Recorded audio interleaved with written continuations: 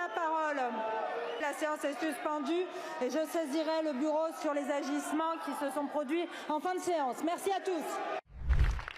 Gaza était jusqu'à présent un ghetto où les Palestiniens sont assassinés par les armes, la faim et l'absence de soins. Gaza est en train de devenir un camp de concentration où le niveau de barbarie déployé par l'armée israélienne est tel qu'on doit énoncer des à peu près pour décrire le bilan du génocide en cours. À peu près 80 000 morts, mais sans doute beaucoup plus. À peu près 20 000 enfants tués. 20 000 enfants. Jamais dans l'histoire récente, des enfants n'ont été massacrés en si grand nombre avec un tel sadisme. Tous les jours, des enfants palestiniens sont brûlés, écrasés, démembrés, décapités, abattus d'une balle dans la tête, amputés sans anesthésie, emprisonnés.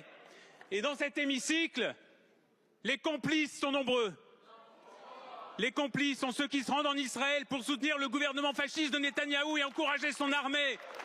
Les complices sont ceux qui répandent la propagande du groupe de lobbying de l'extrême droite israélienne Elnet. Les complices sont ceux qui mènent des campagnes de diffamation contre la rapporteure spéciale de l'ONU pour les territoires palestiniens. Les complices sont ceux qui reçoivent à Paris des ministres d'un État désormais voyou, mais qui sont incapables de la moindre sanction, de la moindre réprimande. Et s'il y a tant de complices ici, c'est parce que la vie des enfants palestiniens a moins de valeur pour vous que la vie des autres enfants dans le monde. Pour vous, ce ne sont que des à peu près. Mais pour nous, ce sont nos enfants. Et comme nos enfants, ils ont un nom, ils ont un visage, et ils ont une vie à vivre. Comme Bissane Al-Hindi, qui a été tué dans son sommeil par un bombardement sur sa tente à Khan Younes dans la nuit du 17 au 18 mars dernier. Monsieur le député, regardez ce visage. C'est interdit de brandir des affiches. Regardez tous les visages autour de moi. Ce sont les visages de notre mauvaise conscience. Vous n'avez plus la parole. La séance est suspendue et je saisirai le bureau sur les agissements qui se sont produits en fin de séance. Merci à tous.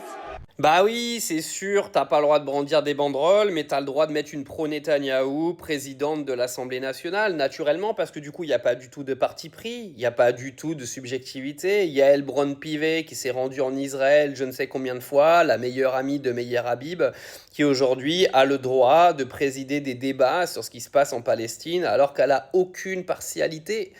C'est quand même hallucinant au niveau politique, ce pays de merde qu'est la France, parce que qu'on se le dise, aujourd'hui, un pays qui prend parti pour Israël dans ce qui est en train de se passer est complice de tous les morts qu'il y a sur ce territoire.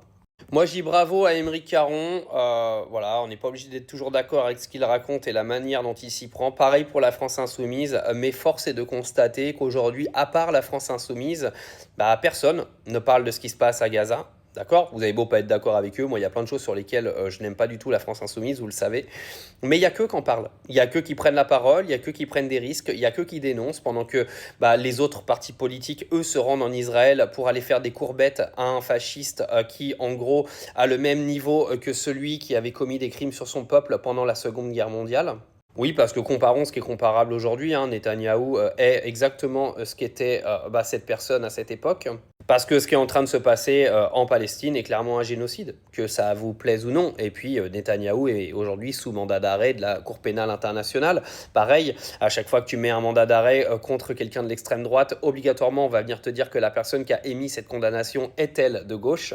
Un petit peu comme la magistrate de Marine Le Pen, qui a donc décidé de sanctionner Marine Le Pen. Maintenant, elle est considérée de gauche. Ça me tue, ça. Mais en tout cas, bravo à tous les députés de la France Insoumise. Franchement, arrive un moment, il y en a marre. Il y en a marre de se taire. Il y en a marre, en fait, de voir des enfants mourir tous les jours. Parce que moi, je les vois pas à Gaza. Par contre, on m'envoie des vidéos tous les jours. Je les reçois, je les vois, les photos des enfants démembrés, etc.